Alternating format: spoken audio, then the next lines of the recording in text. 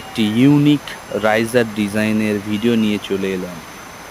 প্রথমে 2 foot by 5 ইঞ্চি করে একটি হোয়াইট টাইলস কেটে নেওয়া হলো।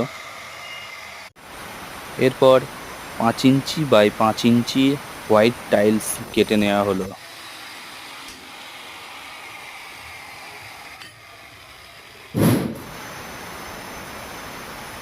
দেড় ইঞ্চি বাই 5 ইঞ্চির ব্ল্যাক টাইলস কেটে নেওয়া হচ্ছে।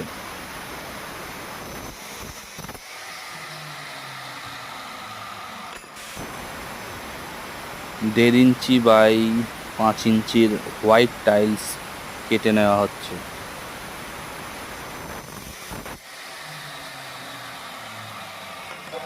টাইলসগুলো কাটা হলে টাইলসগুলো ভালো করে জলে ধুয়ে নেওয়া হলো।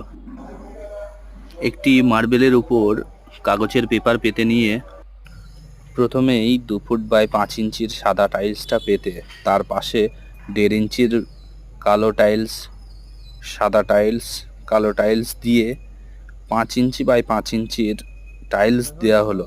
ঠিক তার বিপরীত দিকেই কালো টাইলস দেওয়া হলো, সাদা টাইলস এবং কালো টাইলস দিয়ে তার পাশে আবার সাদা টাইলস 5 ইঞ্চি বাই 5 ইঞ্চির দিয়ে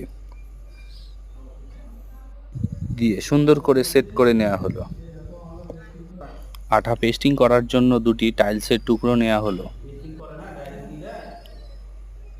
বন্ড টাইট আঠা দিয়ে টাইপ এ আঠা দেওয়া হচ্ছে সুন্দর করে, যাতে কোনো সময় খুলে না যায়। বন্ড টাইট আঠার টাইপ এ দেওয়া শেষ হলে বন্ড টাইট আঠার টাইপ বি দিতে হবে। একদিকে দেওয়া হলে আরেক দিকে দিয়ে সুন্দর করে আঠাটাকে মিক্সচার করতে হবে, যাতে আঠাটা সুন্দর করে মিশে যায়। দুটো আঠা মিশবে, তারপরেই শক্ত হবে। এক সাইড লাগানো হলে তারপরের সাইডে চলে আসতে হবে।